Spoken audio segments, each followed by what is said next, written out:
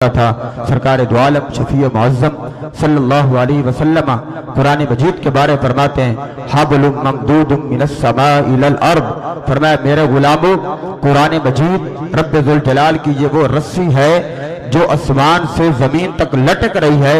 فرمایا کہ اس رسی کا ایک سرہ تمہارے مولا کے ہاتھ کے اندر ہے، دوسرا سرہ تمہارے ہاتھ کے اندر ہے۔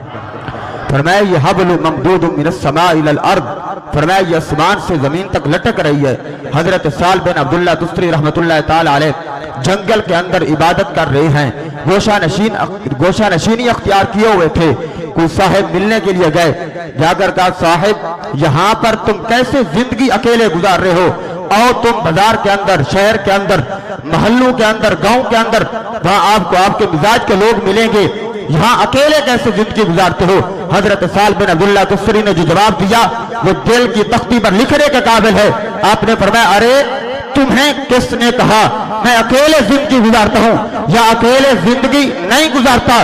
جب میرا جی چاہتا ہے میں اپنے دکھڑے اپنے مولا کو سناؤں تو نماز پڑھنا شروع کر دیتا ہوں، جب میرا جی چاہتا ہے میرا مولا مجھ سے باتیں کرے تو قرآن پڑھنا شروع کر دیتا ہوں۔ اور یہی قبلہ شاہ صاحب کا پورا زندگی کا ان کا نچوڑ تھا۔ قبلہ شاہ صاحب اپنے دکھڑے نماز کی حالت کے اندر اپنے مولا کو سنایا کرتے تھے اور قرآن کی حالت کے اندر اپنے مولا سے باتیں کیا کرتے تھے۔ یارو جو علالت کے باوجود صوم و صلاۃ کی پابندی کرتے تھے، یہ ان کے پوری زندگی کا نچوڑ تھا، جو اپنے دکھڑے کسی دنیا دار کو نہیں سنایا کرتے بلکہ نماز کی حالت کے اندر قبلہ منظور حسن شاہ صاحب اپنے دکھڑے مولا کو سناتے تھے اور قرآن کی صورت کے اندر اپنے مولا سے باتیں کیا کرتے تھے۔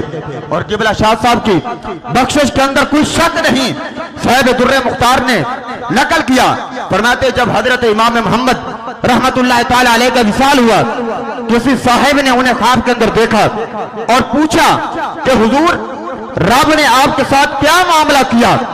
حضرت امام محمد رحمت اللہ علیہ آگے جواب دیتے ہیں رب ذوالجلال کی بارگاہ کے اندر میں نے عرض کیا رب اغفر لی، مولا میری بخشش فرما دے۔ آگے رب ذوالجلال نے فرمایا امام محمد اگر میں تیری بخشش نہ کرنا چاہتا کبھی تجھے علم عطا نہ کرتا، میں نے علم اس لیے عطا کیا تھا کہ تجھے میں بخشنا چاہتا تھا۔ نتیجہ کیا نکلا؟